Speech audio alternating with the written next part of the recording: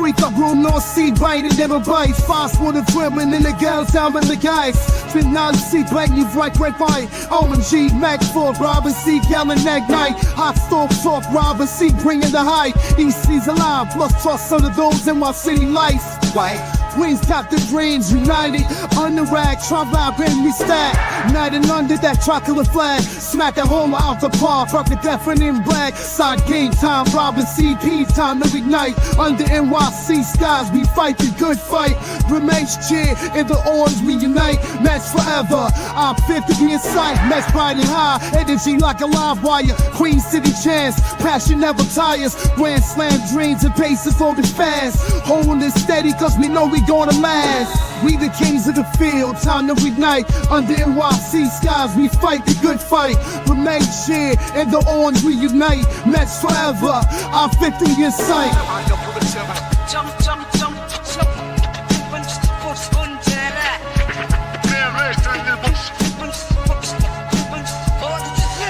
All hearts ignite like NYC stars. Robin CP, guiding even through scars. Queens got the glow, city anthem flows.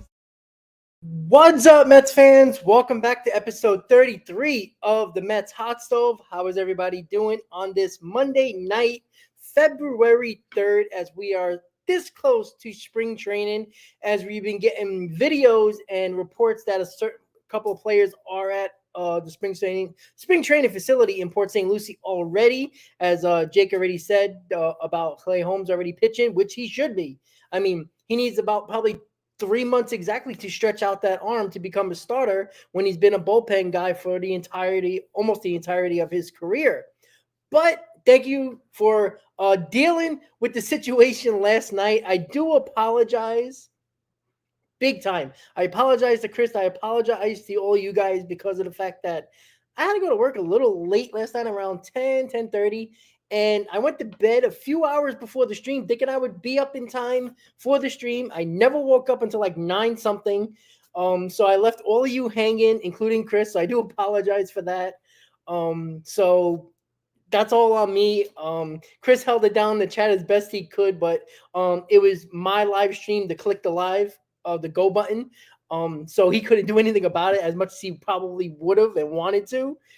Even though he's battling with some flu right now, and he's a badass champ right now, and I'm the fool right now. So I do apologize for that, guys. But because Chris did a solo show earlier, I'm doing the solo show today. So you get both of us in different hours of the day. So hopefully you can deal with me still. I do apologize. Apologize to Ken. Ken, I would never apologize to you. You crazy. Let's see. Let me just check the comments before we get into everything. Al's from Princeton, New Jersey.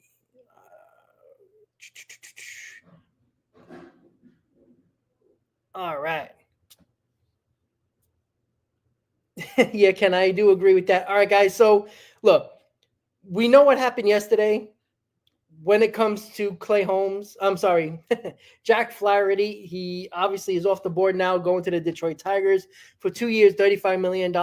Again, if you actually look at the contract, it's not similar to Frankie Montas. Guys, give me 1 second. Hold on 1 second. Something's going crazy.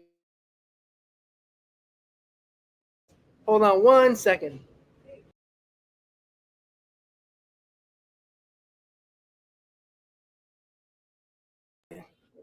Sorry, guys. I'm sorry about that. Something banging very, very hard. All right, so there we go. So in regards to Jack Flaherty as a whole, the biggest issue that I have with the situation is that the fact that Jack Flaherty was an option for the New York Mets, right? I said if you're not going to spend money, you got to trade prospects to get somebody in here worth helping this rotation. There isn't many of that left, if at all. You got Nick Pivetta on the free agent market. You still got Dylan Sousa as a trade target. But, the Flaherty contract is not exactly what we saw from Frankie Montas. Obviously, Frankie Montas is a 2-year deal around similar money, but the incentives when it comes to the Jack Flaherty, excuse me, the Jack Flaherty news contract is the fact that it can lead up to $50 million, right? It's $25 million upfront for the first year. The second year is $10 million.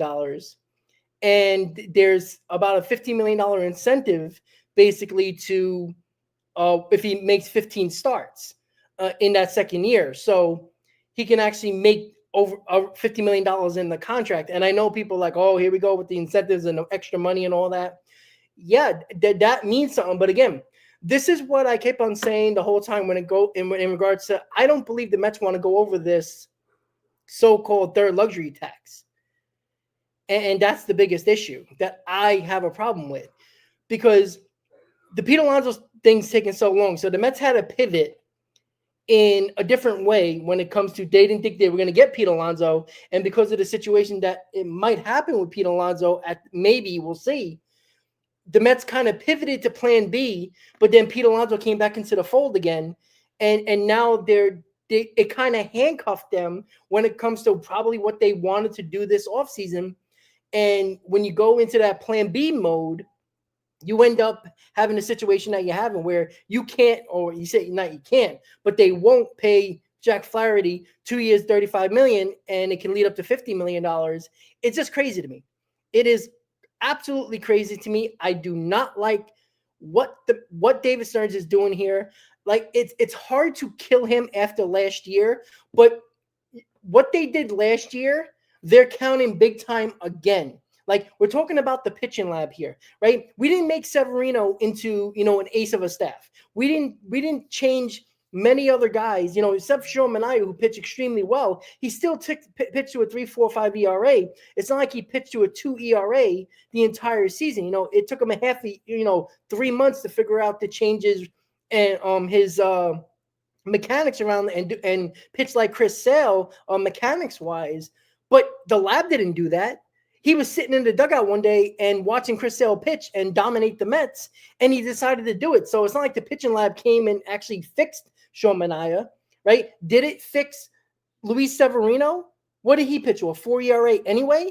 Yeah, it's a lot better than a 7 ERA, but it's a lot harder to pitch worse than what he did the following year before he became a Met. So I just don't understand the fact that they're counting on way too many question marks in this rotation, and then they're letting guys go off the board because, look, all right, fine, right? Jack Flaherty, he's not in the National League. He goes to Detroit. He goes to the American League. Wonderful. Love it. Here's the other problem. Flaherty was the perfect situation for the New York Mets, right? I would understand the Mets not wanting to trade for Dylan Cease because of the prospect cost that it might cost, or what we've been hearing, what it might cost the New York Mets or all the teams that might be involved to get Dylan Cease, right? That's why I say, okay, I can understand that, even though I don't agree with it. I understand that if you go after Jack Flaherty, 2 years, $35 million with a couple of incentives. And oh, by the way, the first year is the opt-out. So if he pitches really damn good, he's going right back on the market next year. So that other $25 million that you might have to spend that second year probably ain't going to happen. So it comes off the books anyway. So that's what I don't understand. And Flaherty is not trash. All right.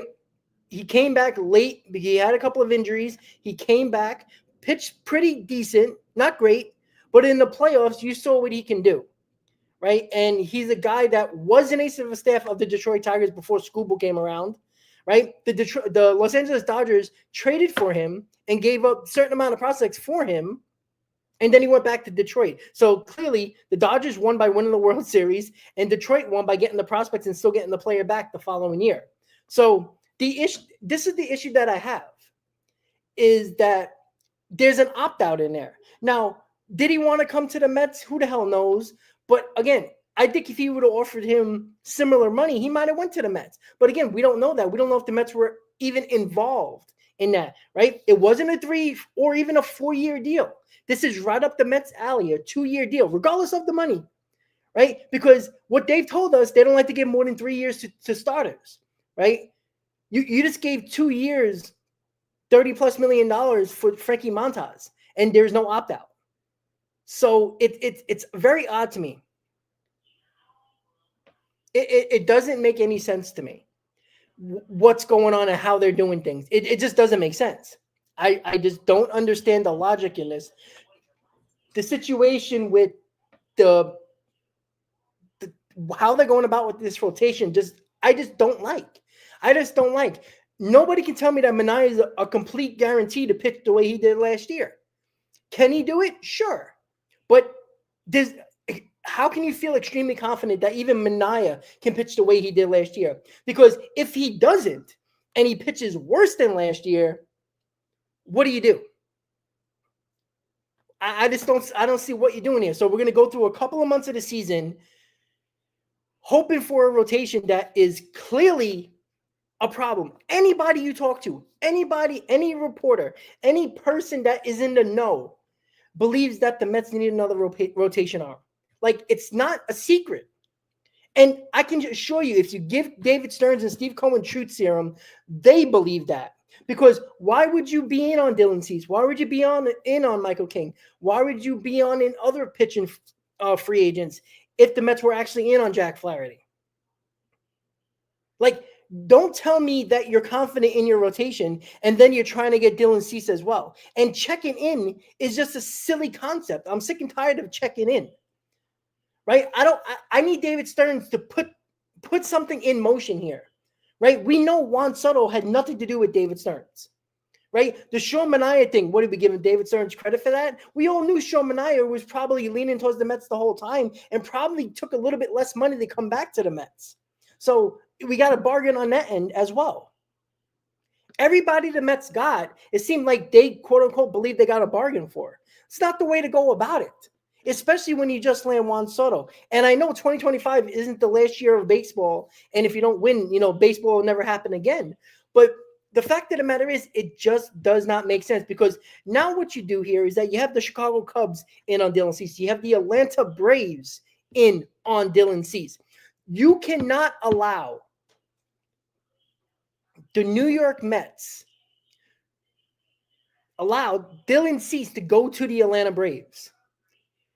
If it takes 3 top 25 prospects, wonderful.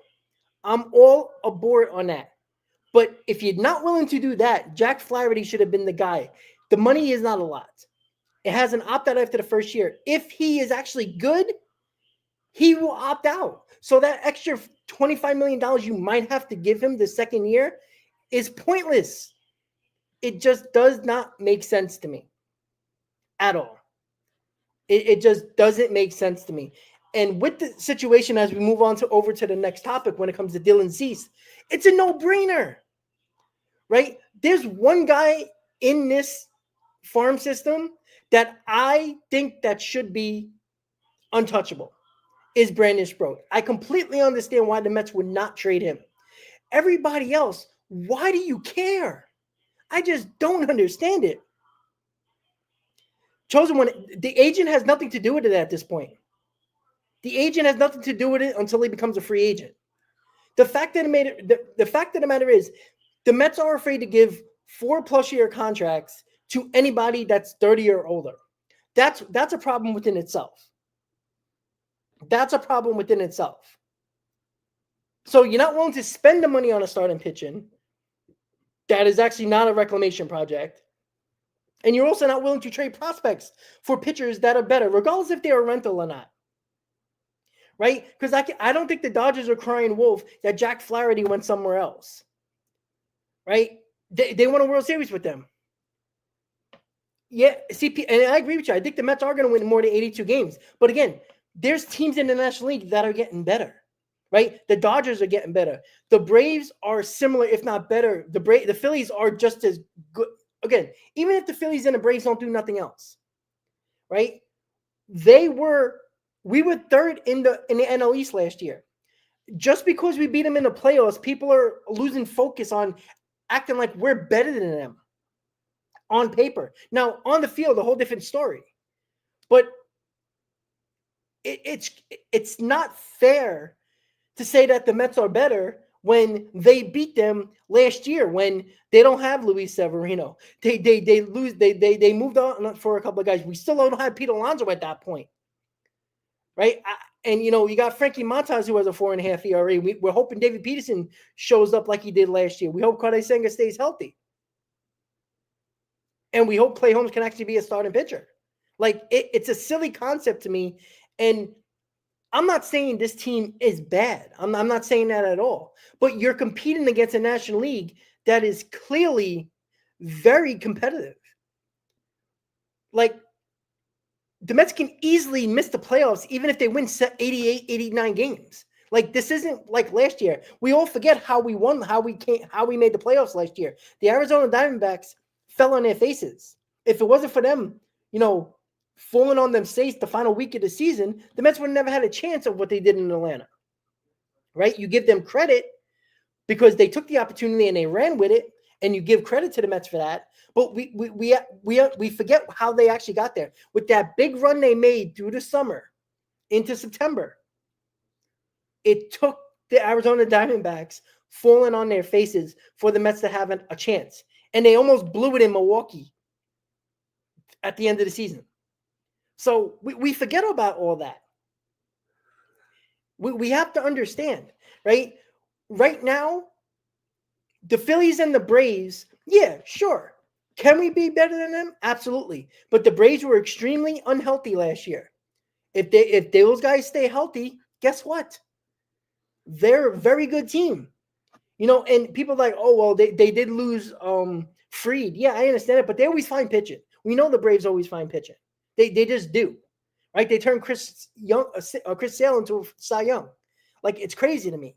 But the fact is, this team would go a lot further. This team would look a lot more. I would be a lot more confident if you put one more solid rotation piece in this rotation, because you don't have to rely so heavily on Kodai Senga or David Peterson or Frankie Montas or even Clay Holmes for that matter. You push everybody back. Like, it should be embarrassing at this point that the Mets can go 2 years, $35 million plus incentives, wouldn't opt out after the first year for Jack Flaherty. So technically it's a 1-year deal. Like, if Jack Flaherty pitches to what we've seen in the playoffs, guess what? He's opted out. So it just doesn't make sense. And Nick Pivetta is not going to provide that excitement for me, because I'm telling you this right now. If the Mets are looking for starting pitching and they're afraid of trading prospects to the Padres, who are probably over the next year are going to sell off even more players because the ownership is a complete limbo, Nick Pivetta is not going to provide that for you. Nick Pivetta is probably a 4 at best.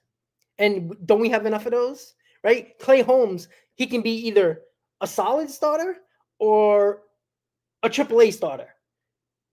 And what if he has to go to the bullpen because he's not good as a starter?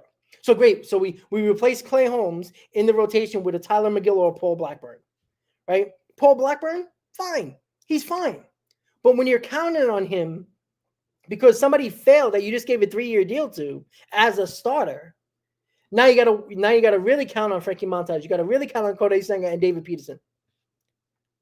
It's frustrating to me that the Jack Flaherty situation was easily attainable. I understand if there's a lot of competition for Dylan Cease and the asking price is starting to get crazy because the other teams are involved. I get that. But the obtainable pitcher was right there for 2 years, at most $50 million, $25 million a year. And it's just silly to me. I just don't understand the logic here. Nobody can explain to me what is David Stearns trying to do with this rotation, right?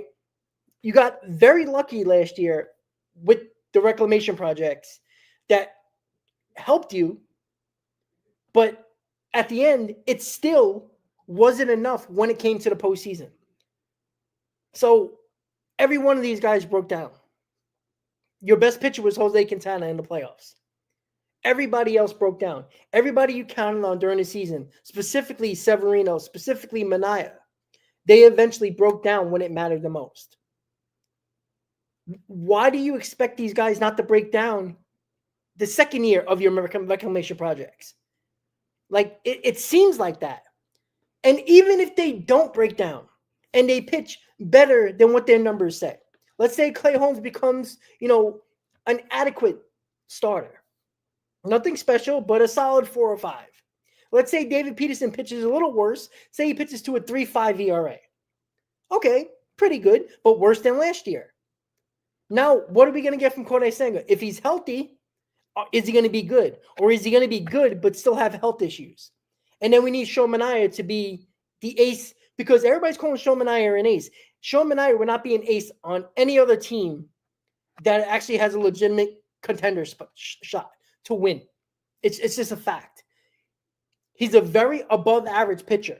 That's what he is. He is very good. We're putting him on this pedestal for one season. One season. I like the addition, but having Sean Manaea pitch on opening day, because he is proclaimed the ace of the staff, because who else are you going to choose, is legitimately silly. It's extremely silly to me. And when it comes to the Dylan Cease and what I would give up, right? I don't care. You want to keep. Here's the problem, right? We put Luis Acuña in the Hall of Fame already. He's a Hall of Famer according to Met fans, right? They're not willing to trade Ronnie Mauricio because he can be the next I don't know, Vladimir, pick a player, the next best player in the league. We're not willing to trade anybody else because God forbid, right? We can't do that either. So it's I don't understand it, right? Luis Acuña shouldn't stop you from making a trade from a guy like Dylan Cease, who gives you 175 to 185 innings every year. He is a workhorse. He'll give you between a 3 and a 3.5 ERA, right? He has a ton of strikeouts, leads leagues in strikeouts. He's that good. That's a guy where I'm happy every 5th day that he goes on the mound and have a chance to win. Acuña is not untouchable. If Acuña is untouchable, then because look, unless the Mets have not told you that Acuña is playing second base every day, there's a pretty good shot that Luis Acuña is starting in the minor leagues on opening day. It's a fact. Because say if the Mets use Nick Madrigal to put him on the team, he's your utility infielder. Jeff McNeil's your starting second baseman. Still, by the way, right? He's still on the roster. You ain't sitting Jeff McNeil for $15 million. You're just not doing it. We forgot why Luis Acuña was up with this team. It was the Lindor injury and the McNeil injury. It wasn't because he was lighting it up in AAA, because he wasn't. Right? We all forget about that. Yeah, again, this is the problem. The Mets haven't you guys learned anything from what the Mets do? They don't want our prospects sitting on the bench at the major league level. Acuña was an exception last year because Lindor and McNeil were hurt. So the Mets didn't have much of a choice. So, yeah, Acuña played a lot more. He played short. He played second. And then when McNeil and Lindor came back, or specifically when Jose Iglesias was playing second and Lindor came back, Acuña was on the bench, but it was late in the year, and there was still a roster spot available.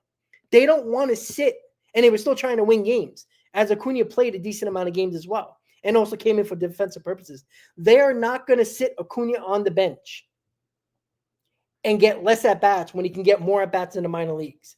You have to understand that. They're not doing that. If that's the case, great. Then don't sign Nick Madrigal. Don't sign Jose Iglesias.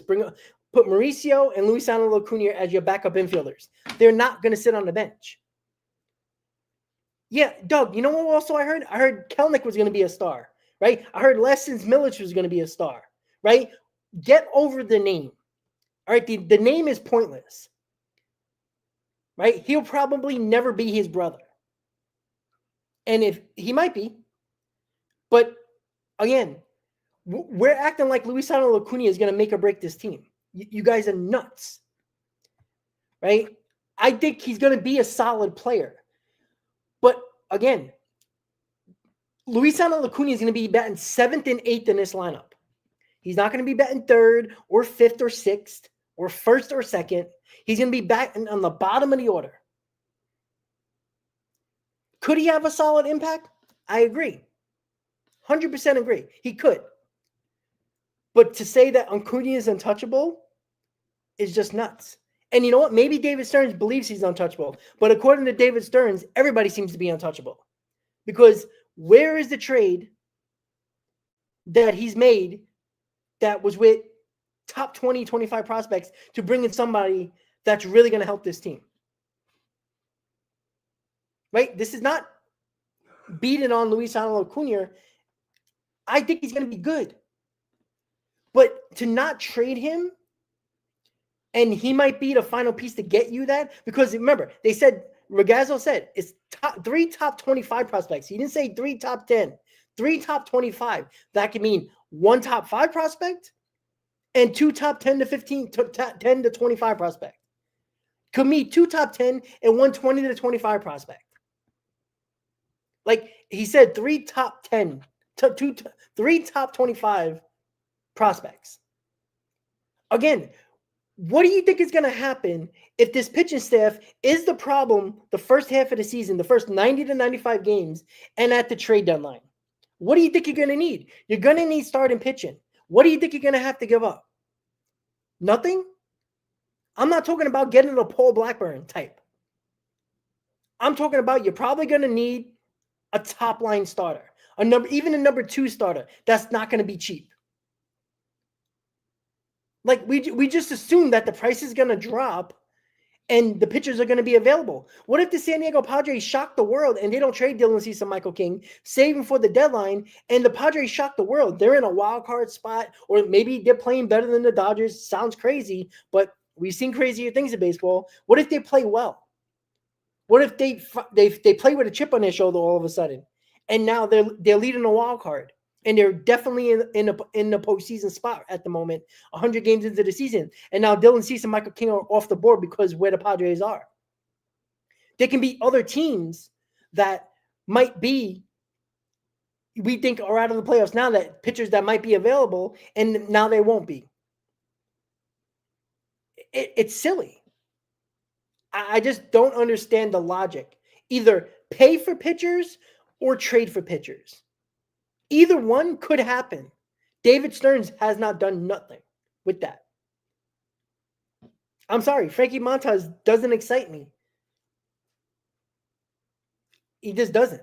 Clay Holmes does not excite me. Can he be Seth Lugo? Can he be Michael King? Sure. But we're paying him 3 years, $33 million? Hoping that he could be. And now you signed Minter, you signed Stanek, you basically got a full bullpen. So if Clay Holmes doesn't have it, guess where he's going? He's going to the bullpen. Great. We have a great bullpen now. Can that help with the lack of rotation that we think is not going to be good? Or I think it's not going to be. I don't know. I'm not very confident in it. I don't see. There's no argument to say that you can be confident in this rotation. I just don't see it. Dylan Cease is the guy. Go get him. Like, you already embarrassed yourself not getting Jack Flaherty. You already embarrassed yourself basically not being in on Burns or Fried. Do I think they're overpays? Sure they are. But you're never going to get a player, right? Juan Soto is a tremendous overpay. Go get him. You got him, right? If you want a player, go get him. You can't keep on half-assing all these situations where they're checking in and they're in on this guy, they're in on that guy. Well, you're not really in on him if you're going to continue to talk about market value and say, well, we can get you for we're going to give you market value or a little bit less. And it's not like the Pete Alonso situation where there's basically nobody out there for him. Technically the Blue Jays, but there was other teams in on Jack Flaherty. There was other teams in on Burns and Fried. There's other teams now on Dylan Cease.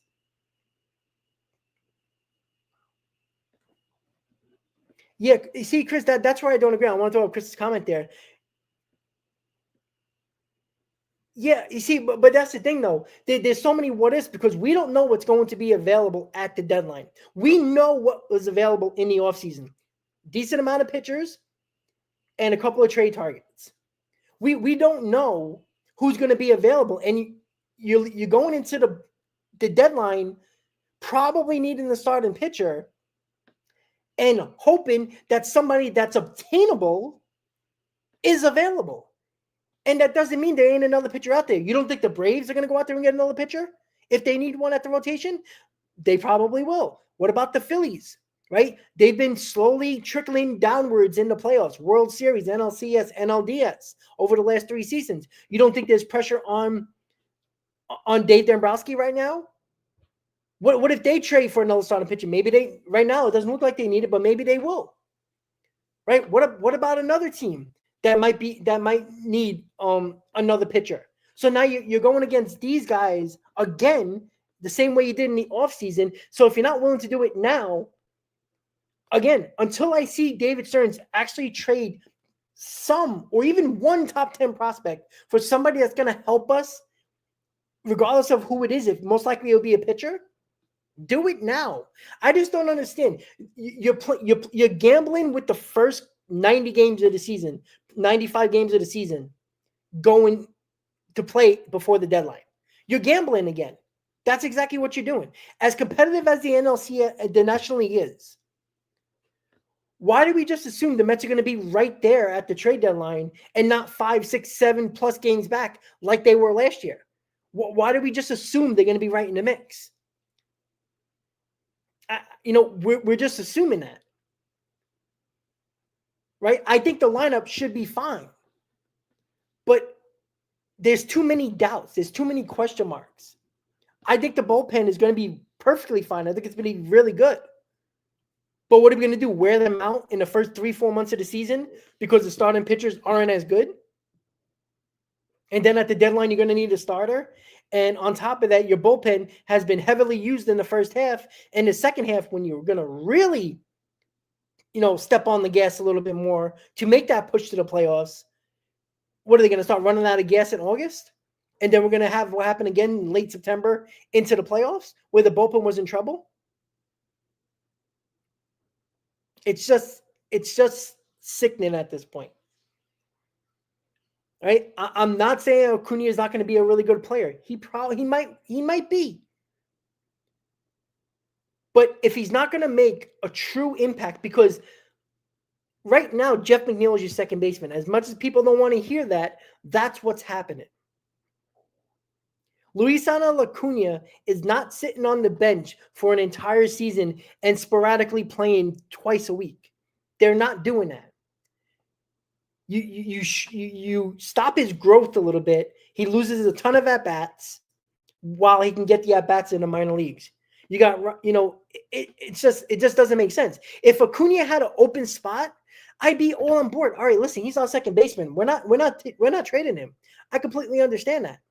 But you can't do that when he is it's probably less than a 50% chance he's going to make the team.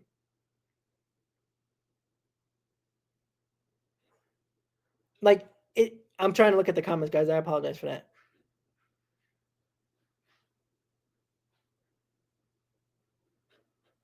Well, Chosen One, he might start the season in the minors and then come up 2 weeks later. But again, what's the idea here, right? So you're going to let Jeff McNeil play if you're going to bring up Acuña if Jeff McNeil is failing. So in the first 2 weeks, we might lose some games we probably wouldn't if Jeff McNeil was a part of this team. Let's say he's just been putrid with runners in scoring position, can't get that big hit. We lost a few games because of Jeff McNeil. So you already go into the season with Jeff McNeil not playing well, and now you're going to bring up Acuña and sit a $15 million a year player on the bench now and play the kid.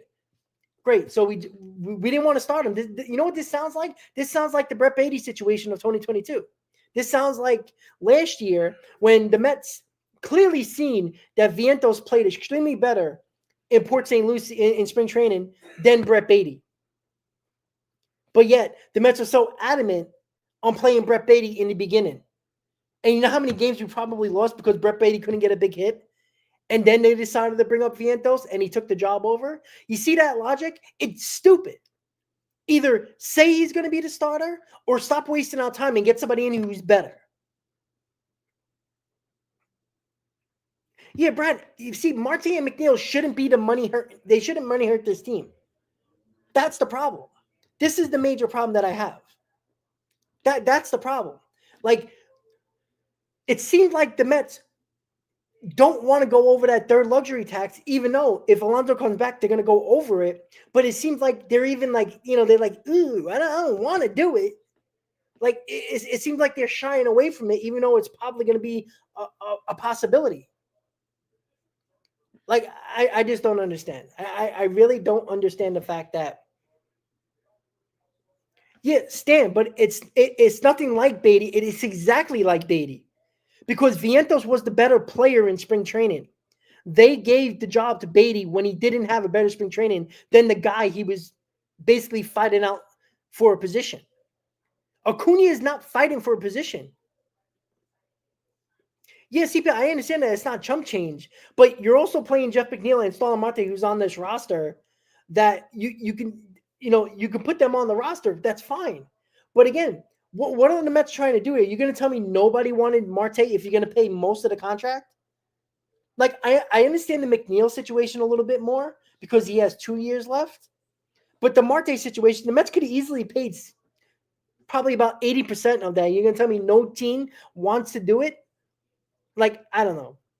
Right? I agree with you, Stan. I think Acuña should start second base, but we know he's not. And this is the issue. If McNeil doesn't play well, they're probably going to give him a month, just like they did with Brett Beatty.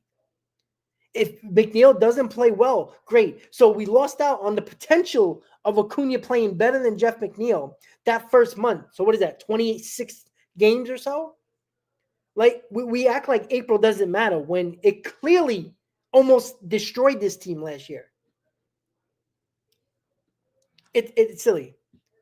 No, chosen one. It's not about service time. I don't think it is, because they brought up Beatty and they also brought up Vientos last year. If it was about service time, they wouldn't do it, right? I don't think they're looking at service time here when it comes to Acuña, right? I don't think they're looking at 2031. I think it's more of the fact that McNeil's making $15-16 million a year, and Acuña is going to be mostly on the bench. He's not going to play every day. Right? There's no proclamation or there's no guarantee coming from the front office that Acuña is going to be the everyday starter. They said that, yeah, he's going to be a big part of this team, but what does that even mean? It's silly. It just does not make sense. Doesn't want to spend on pitching, doesn't want to trade anybody, and yet we're going to hold on to these prospects. You hope they have good years in spring training, and at the deadline, are they going to do it? I know Chris believes they will. I don't believe it. I think if they're going to need a top-line starter to help out Sean Manaea, because what I think Stearns is hoping for, and this is just my opinion, obviously, what I think Stearns is hoping for is that Kodai Senga shows up as like he did in 2023. So you'll have Sean Manaea and Kodai Senga, and then, now we don't have to give out prospects, big-time prospects for a top-line starter, because they're going to actually have Kodai Senga pitching extremely well, even though he hasn't pitched more than 150 innings in 2 years. And now we're going to have to push him throughout the whole season and still try to protect his innings when the games matter the most. So when they break down in the postseason, because Kodai Senga hasn't pitched that many innings in 2 years, and Sean Manaea, who only did it for 1 year, can he do it? But then we're counting on David Peterson to step up and do it again with innings as well, coming off the hip injury. So that's what I think Stearns is hoping for. I think David Stearns is hoping that Kodai Senga steps up big time and pitches well, even though they're going to watch his innings, even if it is a 6-man rotation, which is probably going to be, you still got to watch his innings because you're still taking him out early in games. I truly believe they're going to do that, regardless of if it's a 6-man rotation. So the 6-man rotation, I think, is counterintuitive when you're still going to pitch a guy only 5 innings, because that's what they're going to do probably the first month, maybe even 2 of the season, because you can't go into August and September and start playing this innings game with Kodai Senga. You can't do that. And then when they push him, can he do it? Can he stay energized? Does he have that extra energy to get through the full season, to get into the playoffs? I don't know. Nobody knows because he hasn't done it. Because even in 2023, when Kodai Senga was having a great year, the Mets were a disaster. So they could have manipulated his innings any way they wanted to. You can't do it when you're in a playoff race. You just can't do it. Holmes is an insurance for Senga. That does not make me feel good. It's not. Because Kodai Senga is your number 2 pitcher. You think Clay Holmes is going to be your number 2? He might be. Again, but nobody can have confidence that he will. I just feel like they kind of did. Well, CP, I mean, yeah, I do agree that he'll probably outperform people's expectations, but what is the expectation? Like, you're going to need this guy as a 5th, 6th starter, whatever you want to call him, to throw 150 innings at least.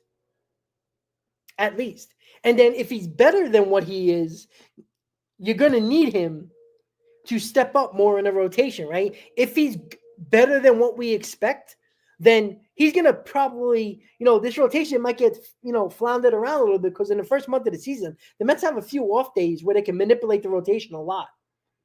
So if Clay Holmes is actually really good, what do you think the Mets going to do?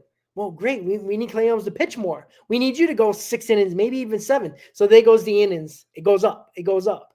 And we just assume by the time August comes in, he has 120 innings or 110 innings, at the middle of August. Can he hold up? Because if Clay Holmes is one of our best 3 pitchers, guess who's the top 3 pitchers pitching in the postseason? It ain't going to be Peterson. It ain't going to be Montas. It's going to be Manaea, Senga, Holmes. And do we know that Senga can hold up with all those innings? Or Clay Holmes? You hope Joe Manaea can. The second year doing it.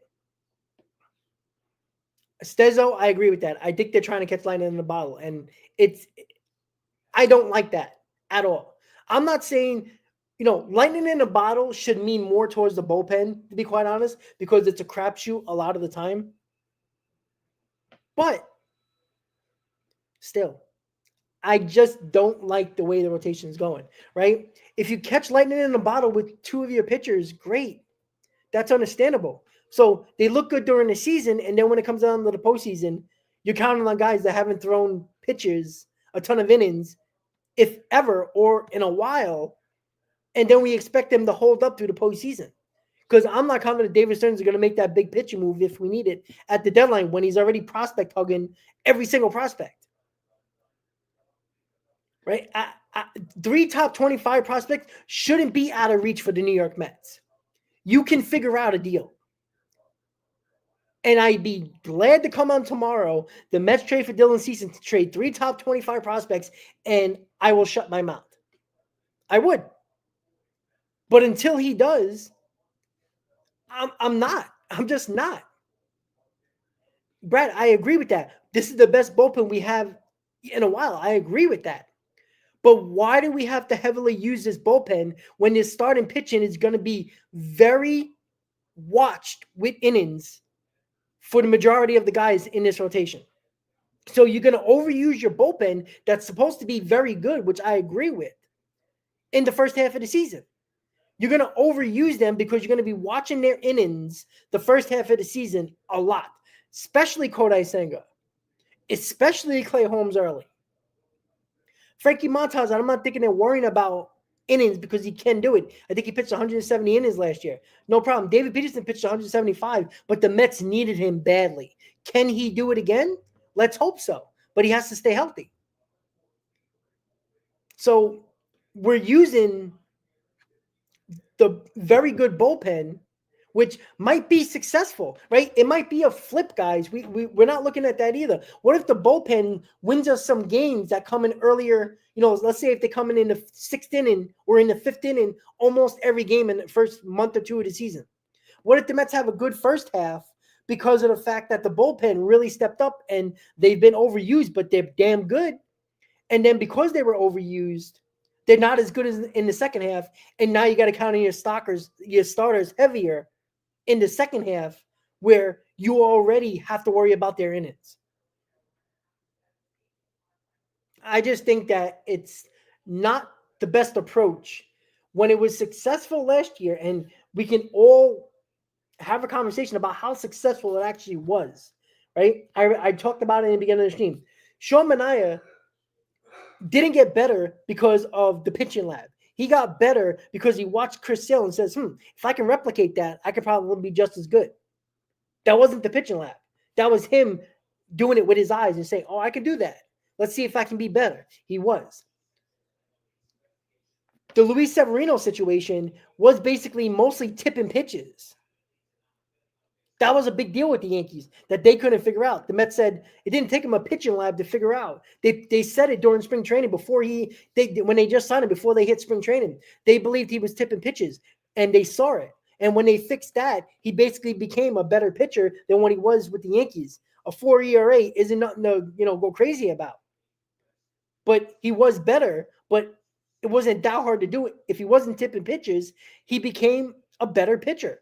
But a 7 ERA to a 4 ERA, of course, that's better ERA-wise, but a 4 ERA guy is a number 4 starter. So, I think we're looking at it in so many different directions, right? Yeah, the pitching lab could show what pitches to throw more of. Yeah, they could be a little bit better, but guess what? It doesn't stop. It doesn't stop them getting tired at the end of the year for pitchers who have not pitched that many innings in a year, in their entire career, when it comes to Clay Holmes, possibly Kodai Senga. Like, you're putting your number 2 starter in Kodai Senga. Your number 2 starter should pitch 170 innings at least. That should be a minimum. Are we sure that Kodai Senga can do that and still pitch well? I don't know that. I don't know that at all.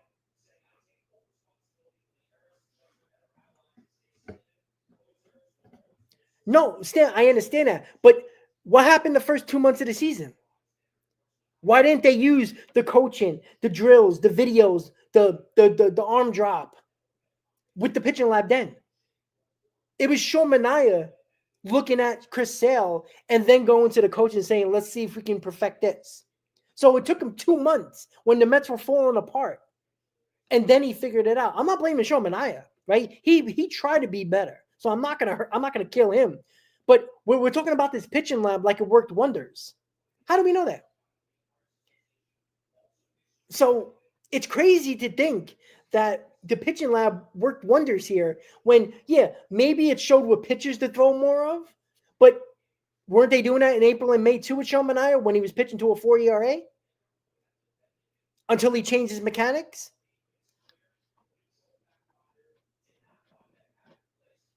I just don't understand. But again, I have to digress here because until the Mets actually make a trade that trades prospects for a better player to help this team, I won't believe it. Now, with Magical being the utility guy, even though it's a split contract, it's kind of like, yeah, he could be the super utility guy. Yeah, he can be that guy, but he's on a split contract, so he can go to the minor leagues. He has options. Where are the Mets with Jose Iglesias? Is he still a fit? I don't know. No idea. We know he hired Scott Boras, so he's probably looking for more money. There's a strong possibility with the year he had last year, he could probably get a starting job at second base somewhere. He could probably get 1 year, 10, 11, $12 million. I don't think the Mets are going to go there. Frank, why do you assume? Because if you don't assume, last year happens in the beginning of the year.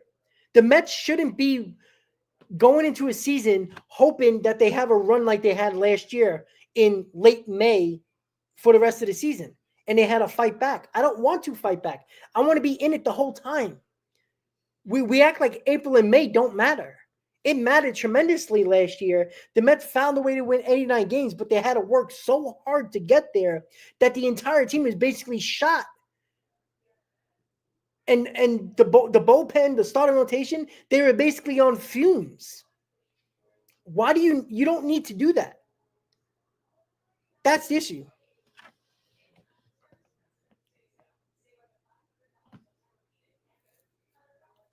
Let's see.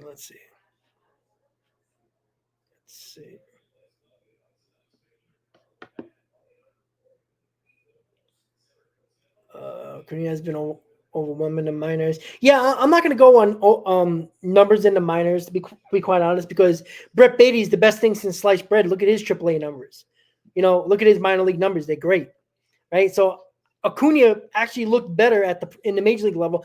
See, sometimes I think players know they're really good and they get bored. Now, maybe you could say that's a lazy tactic by Luisano Acuña, but if you go back to reports last year in the minor leagues, there's some reporting that they believe Luisano Acuña was bored. He believes that he should be in the major leagues. So there can be a situation where he just felt bored and didn't feel like he belongs there. And that can be a mental hurdle that some guys just can't get over. When he got to the majors, he performed pretty well. So I'm not going to go crazy with the numbers. Yeah, so I agree with you. I think Iglesias should be back. But again, I don't think the Mets are going to give him even $10 million for 1 year, right? There's a pretty good chance he can get $10 to $12 million for 1 year and get a starting job. I don't think he's going to take $5 million, $6 million, even $7 million to come back for the Mets for 1 year. If the Mets aren't going to be willing to give up 1 year, $10 million, he's gone. Like, I believe that 100%. Magical, I think, is a backup plan just in case Jose Iglesias takes more money elsewhere. Because I think the Mets are going to try to bring back Jose Iglesias. But what they're going to do, they're going to shortchange him. They're going to go on his market value. You're your super utility guy. You shouldn't get more than $7 million. I guarantee you that's what's going to happen. Somebody's going to pay him between $10 and $12 million for 1 year, possibly with an option for 2 years. The Mets aren't going to go there. And then when he signs with another team, they're going to be like, oh, we don't give him this, we can give him that, I don't know, whatever that. Even though some will tell you that he was basically the MVP for this team. Now, I'm not saying he can replicate that for year 2, but he seemed like he fit so well with this team, with this clubhouse. What is Magical going to do? I don't know. He's not Jose Iglesias is not a power guy. Magical is a failed top prospect in the Cubs system. So I'm not saying that Magical is going to be bad, but Jose Iglesias wasn't a guy that you just brought in there for defensive purposes, even though they brought him up because McNeil was so bad that they know he can fit defensively well, and whatever you get from the bat is a plus because McNeil was terrible. So do the Mets believe, say if they do bring back Pete Alonso, that their offense is going to be good enough where they don't need Jose Iglesias to perform well with the bat because your entire infield is pretty damn good with the bat and the offense is better? Sure. But there was something there that was missing, and Jose Iglesias brought that to the table. Yeah, he had a tremendous amount of clutch hits, but there was something else to it. There was a vibe as soon as Jose Iglesias walked in that door that turned the personality, turned the vibes of that clubhouse around that was falling apart. So, yeah, Chris, I agree. I think $10 million is a lot, but again, look what utility guys are getting on the open market. Like guys like Kike Hernandez are probably going to get 1 year, $10 million, probably more than that. Like the guys that are, and you can look at the numbers that Jose Iglesias put up. He's great defensively anywhere in the infield, second, third, or short. He bats 300. He puts the bat on the ball. I just think, he can easily get a $7, $8 million, $10 million. And I don't know if the Mets are willing to go there. Like they're giving split deals to Magical that I think they're using as a backup plan if Jose Iglesias is not going to take less money to come back to the Mets. The Mets aren't going to overpay for Jose Iglesias. It's either going to be market value or less. And I don't think they're even going to go to market value, to be quite honest with you. I think they want to give less than market value because they've been doing that the whole offseason. They've been doing it the entire offseason with everybody. All right, let me just check the comments, guys. No way Iglesias is getting $10 million. Watch. Right? You don't hire Scott Boras to look for $5 million. Me and you can get Jose Iglesias a $5 million contract for 1 year. You don't hire Scott Boras to get $5 million. It's just not happening.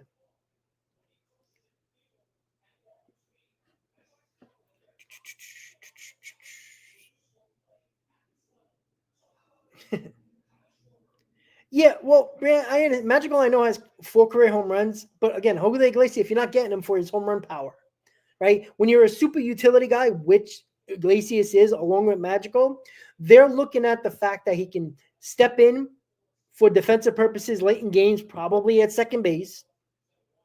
He's a guy that's probably going to play once a week, maybe twice, to give guys days off. You also got to make sure Lindor's back is okay. He might get a day off where he might DH one day to give Lindor a day off his feet on the field. Esman, I understand Scott Boras always doesn't succeed, but again, Iglesias didn't have a down season like Pete Alonso did. Jose Iglesias had a really good season that people saw. He came to the team and changed the team around. He was probably our best clutch hitter for the majority of the season, other than Francisco Lindor in the season. And if you want to throw in Vientos there as well. Like, he was a pivotal part of that. So, well, again, Christopher, the reason why is because he has a record. Scott Boras has a record of getting their guys the most money, right? Baseball's changing a little bit where teams are not falling for the nonsense unless you're a Juan Soto, unless you're a Vladimir Guerrero Jr., unless you're, a Kyle Tucker, right? If you're the top of the free agent list in the pitching or position player, Scott Boras is going to easily take care of you. It's now where teams are using more analytical approaches for everything, where they don't see tier B guys. They're looking at market value and using analytics for top tier B guys and lower. Because tier A guys, you can look at analytics everywhere and say, oh, this guy's worth the money, worth the years, right? Fried, Burns, Soto, Kyle Tucker next year, Vladimir Guerrero next year. Those are top of the line guys where you don't have to look at analytics and say, well, we don't believe he's this much, because you know what they bring to the table. Tier B guys, again, there's a reason why 10 teams are not in on Pete Alonso even earlier during the offseason. Why they pivoted to other first basemen. That some can say that Pete Alonso is a better player, but they're looking at projections. They say, I think they're worth this money because I can get 2 years out of him or 3 years out of him, or even 1 year out of him as a stopgap. Like, there's a reason why a lot of teams pivoted from Pete Alonso. Pete Alonso was one of the top first basemen on the market, yet he's one of the last ones standing. Why is that? Because of analytics. When you're not a tier A free agent, because Pete Alonso is not the tier A. If you look back, he's a tier B. He was below Soto. He's a tier B. They're going to scrutinize with analytics to the cows come home exactly what the Mets are doing. Right? When you're a tier A free agent, they're not going to pull up the analytics to lower your market, lower your value. They're just not going to do that because they know what you bring to the table. That's the problem. With Jose Iglesias, super utility guys are extremely important to teams, right? Why do you think Kike Hernandez, teams love him? He could play basically everywhere on the field, but he brings something to the table. He might not start every day, but he'll get 3 or 4 starts a week, because he can play any position. He got a pretty damn good bat. Teams like those type of players. Jose Iglesias is in that elk now. I'm not saying he's Kike Hernandez. Kike Hernandez has more power. But what Jose Iglesias did last year for the Mets is what Kike Hernandez has been doing for many years now with multiple teams. It seems like anywhere Kike Hernandez goes, that team makes the World Series or makes a run to the playoffs, in the playoffs. Right? I'm not saying Jose Iglesias is Kike Hernandez, but teams look what a player does to a team and a clubhouse. That can change a lot of things. We talked about how toxic this clubhouse was, and it was for the early part of the season. Jose Iglesias changed that around for whatever he did. He changed the culture of that clubhouse. Why can't he do it for another franchise?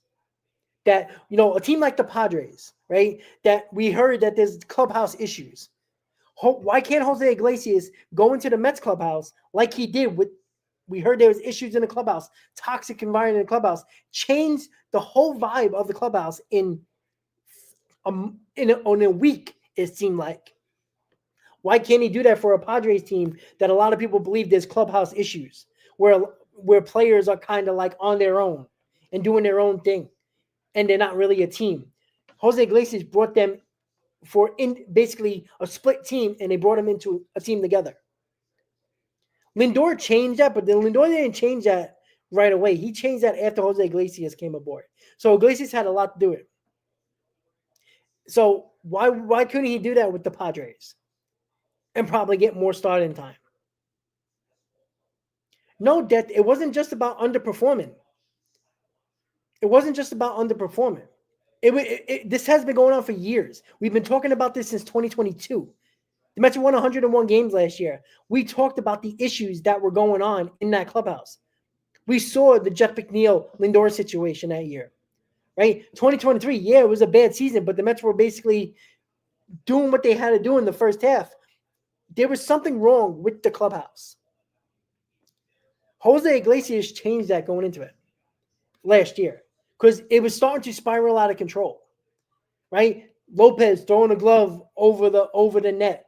It just seemed like the vibes were just bad in the clubhouse. Nobody wanted to step up, right? I still think Lindor was kind of taking a back seat so Alonso can do that, but Alonso never did it. And I think Lindor got sick of it, and Lindor finally stepped up and said, all right, screw this, right? Alonso, right? I think Lindor was, and I think the problem the first couple of seasons with Lindor was the fact that Lindor was the leader on the Cleveland Guardians. He stepped up. We know how clutch Lindor was with Cleveland in the postseason. Lindor has that on his resume. Lindor came in here as a leader of Cleveland, came in here and took a back seat for Pete Alonso, which he should have, because everybody believed Pete Alonso was the leader of this team. But when you don't step up and open your damn mouth and have meetings when needed, and you just, played emotions, and that's what Pete Alonso seemed to do. Pete Alonso was the leader of this team in 2022, right? We all believe that. Where is Pete Alonso when things were falling apart? Nowhere to be found. 2023, it wasn't Pete Alonso opening his mouth about the trade deadline. It was Nimmo. It was Lindor. And then Pete Alonso stepped up and started talking about it. But it didn't matter. Last year, what happened? It took Iglesias and Lindor to step up, not Pete Alonso. Like, that's the issue. Right? When Lindor was struggling, I still see him playing great on the field. Pete Alonso got affected by everything last year. But even when Lindor was struggling, he still stepped up and had that team in it, became a leader. Said, yes, I am part of the problem, but we also have to put everything in front of us as well. We remember the meetings, right? And Pete Alonso, where was he? Why wasn't he doing that? Pete Alonso, I don't think, wants to be a leader. He wants everybody to love him, but doesn't want to step up to be that leader because he had every opportunity to do so. He had the fan base behind him. That is huge. Pete Alonso could have done no wrong in Mets fans' eyes for years. He could have easily stepped up and be the leader. Every fan would have got his back, including myself. But he never did. He was here being the leader of the team in 2022 when everybody called him the face of the franchise. Let that spiral out of control. I think Lindor got fed up that Pete Alonso never stepped up as a leader in the clubhouse and finally did it. And it helped.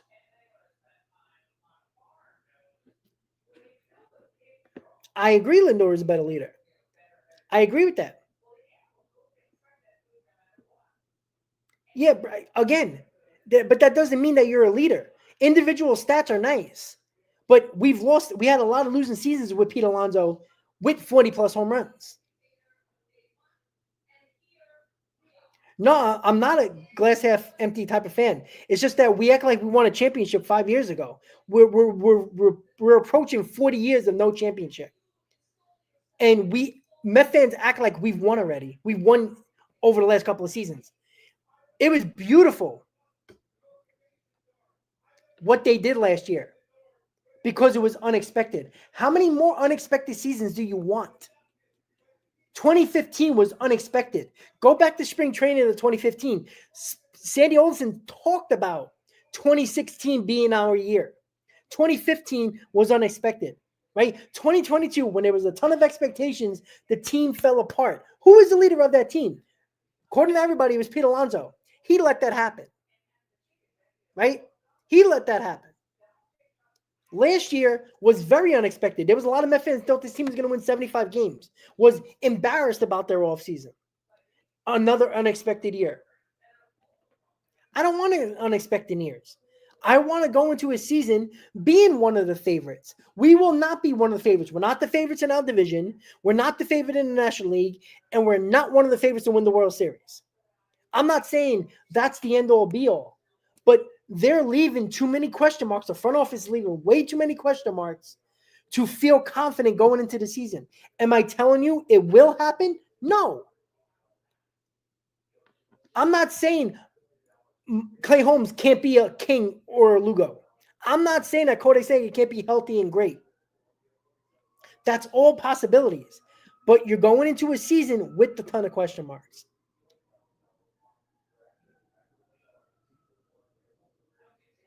BMAC, exactly. Thank you. Leadership is a lot more than individual stats. But here's the thing.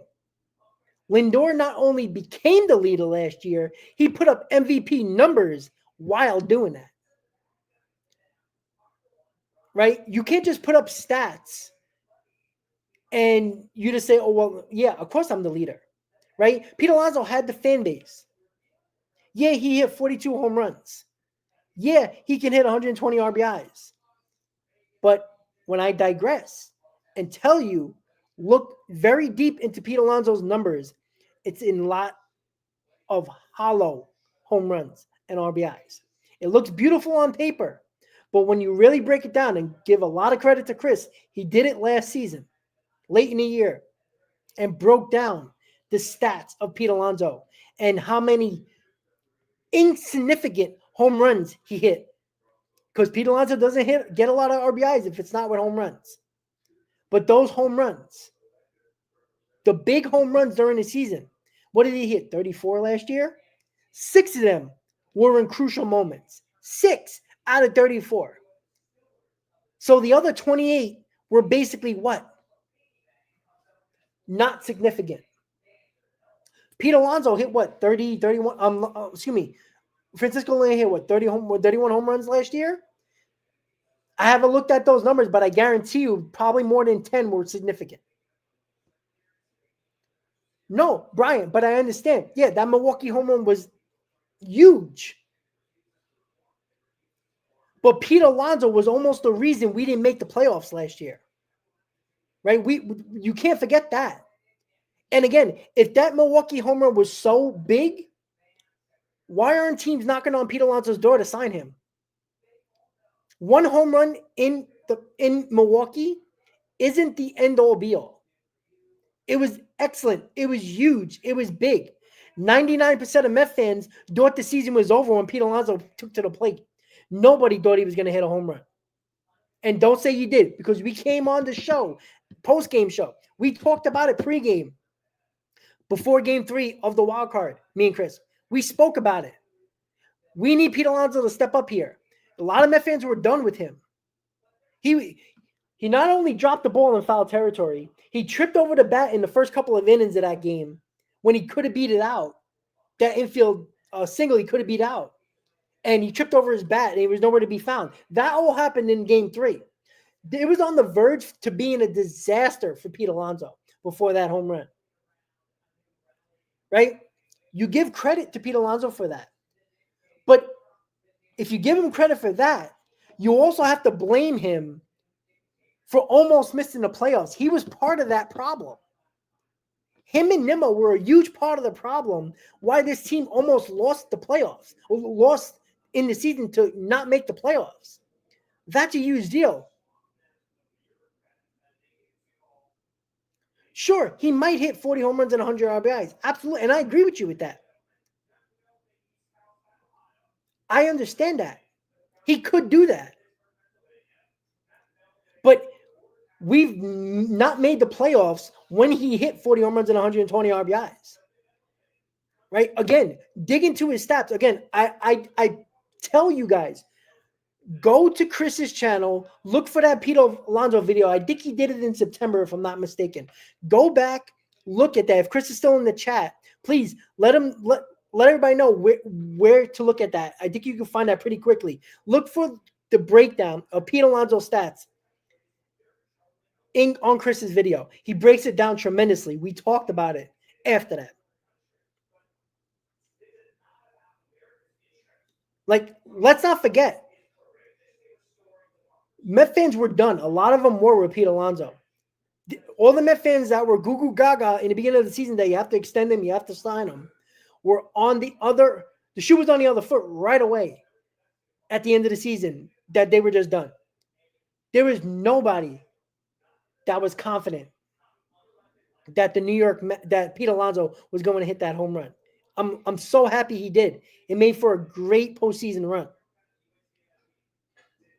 But he was one of the main reasons, along with Nimmo, why this team almost failed to make the playoffs.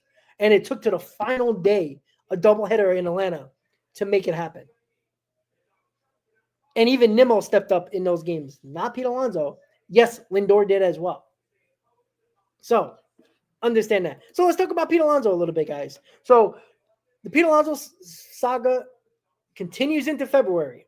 We're about less than 10 days from pitchers and catchers. Spring training's 2 weeks away. First full workout. Pete Alonso's still a free agent. We know the Blue Jays have an offer for him and Bregman. I'm assuming with the renegotiation and the talks continue or happening again with Cohen, Boris, and Alonso, that there's some type of contract from the Mets to Alonso. When is this going to be over? I have no idea. I am sick of talking about the contract with Pete Alonso because I have no idea.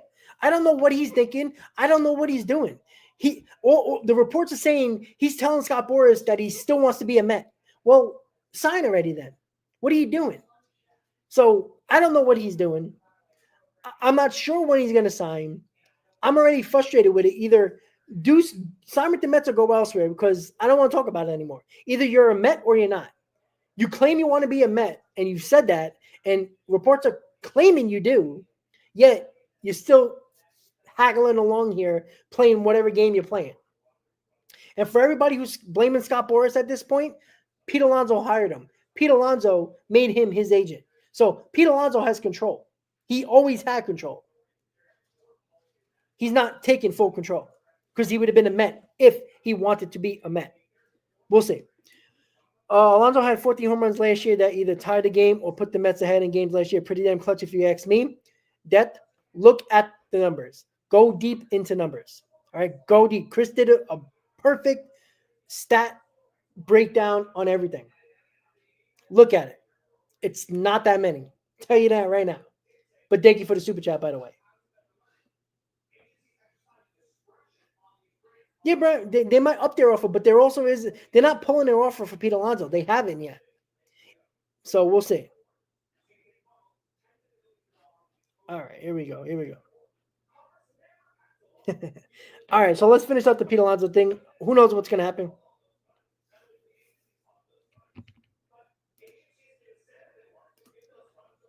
Marcus, if Dave Kingman were in his prime, how much would he get paid? I don't know. Probably a lot. I mean, you could say that about a lot of first basemen, right? If Pete Alonso was 27 years old in his free agent year, he'd probably get a lot more suitors, probably get a long-term deal, but he's not. So, yeah, Dan, again, Soto is an overpay. Again, name me a player who didn't get overpaid, right? We all know Soto is an overpay, but you know what? He also was the linchpin to bring in the Yankees to a World Series that haven't been there in 15 years. I'm sorry, about that, 15 years. Right? The Yankees with Aaron Judge couldn't get over the hump, couldn't get to the World Series. Juan Soto, 1 year, and all of a sudden it changes the Yankees and puts them into the World Series, and we all know the Yankees weren't that good. Yeah, Soto is 30 for 120, but he's so impactful. He impacts games.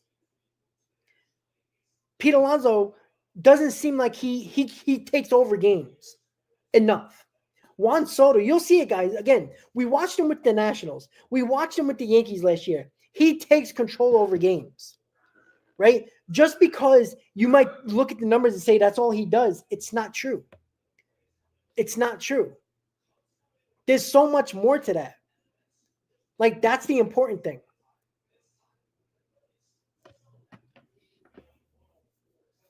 Gene, it was just Soto. It was. Yeah, it was Giancarlo Stanton as well. Absolutely. But again, Giancarlo Stanton and Aaron Judge were together how many years now?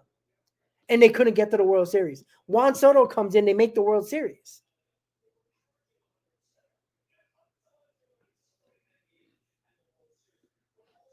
Frank, of course not. But again, don't say that Pete Alonso wasn't the main reason the Mets almost did not make the playoffs. Like, you can't bring up the playoff home run and not bring up the entire season that almost cost us not making that playoff. Yeah, again, how about the Padres? Absolutely, I agree with you with that. But we also found out that Juan Soto didn't want to be there. And we all know that Padres clubhouse is a complete disaster. Because even with Juan Soto or without Juan Soto, they were a disaster. So, yeah, Gene, I agree. The AL sucks. AL is weak. Yeah, he had one beer with the Padres, and then the second year he had a really good season.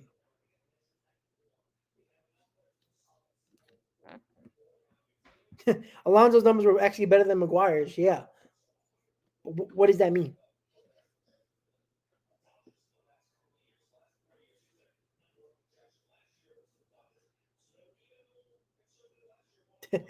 All right, so here we go, guys. The last topic of the day, the Mauricio update. This is something that is music to my ears, right? He's taking ground balls, and he's already in Port St. Lucie. He's fielding, which is a great sign. Again, I don't know how advanced he is in stepping up to that next level, but he's taking grounders. He's on the field. He's moving. Great sign. Right? There's still a lot to go. Right? We got to see him taking some swings. Again, we haven't seen that yet. Maybe he has been, but let's see if he's taking some swings here. Let's see if he's stays healthy during spring training. That's a great sign. So again, last year Mauricio was probably going to be out third baseman before he got hurt in the Dominican Winter League. Very good sign that he's taking grounders. Again, I don't think he's going to start the season with the New York Mets. I think they want to work him up a little bit, which I understand. We'll see. But Mauricio is a great sign seeing him on the field. Again, 2023, we've seen something from him, and it was a great sign. Everybody projected him to be a starter somewhere, and it looked like it was going to be third base. And unfortunately, injury took him out for the year, and then it ended up being Beatty, and then we saw the performance from Vientos. Just think, guys, if Mauricio was healthy, he probably would have been the third baseman. We probably wouldn't have seen Vientos or Beatty for that matter. But again, maybe Mauricio would have had a season like Vientos had. Who knows? But, an injury led to Vientos' success and what he did in the playoffs. So a lot of things to look forward to, guys. Again, there is frustration from me and probably other Met fans as well in regards to the rotation, in regards to the way they're setting up this team. But again, we'll all be watching every day. We'll all be cheering them. We're all going to be hoping for the best. But Pete Alonso is still out there. The possibility of Dylan Cease getting traded is still out there. Is there a possibility the Mets add another reliever? I know Chris talked about it on his live stream earlier today about Tim Hill. That would be insane. If the Mets get Tim Hill, this bullpen is legitimately one of the best in baseball just on paper. And hopefully they perform well on the mound. but that would be an excellent get. We shall see. So, guys, thank you for tuning in to episode 33 of the Mets Hot Stove. Always a good time talking with you guys on the chat. We talked about Flaherty going to the Tigers. We talked about the possibility of Dylan Cease getting traded. Is Iglesias still a fit? Alonso, continued saga, and Mauricio's update. He's taking ground leads. He's in Port St. Lucie early. Great sign. Probably has a long way to go, but a good sign of seeing him on the field and healthy. With that said, guys, thank you for tuning in to episode 33 of the Mets Hot Stove. Have a great rest of your week, guys. Let's go, Mets, and I'll see you next time on the Mets Hot Stove Show. Have a good night, guys. Let's go, Mets.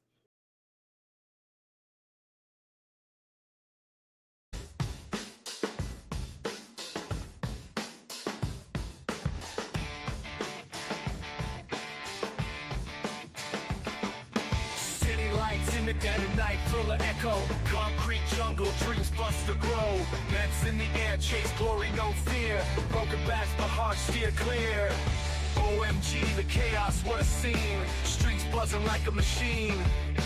Critters from the shadows, chills on my spine. Past haunts, the future shine.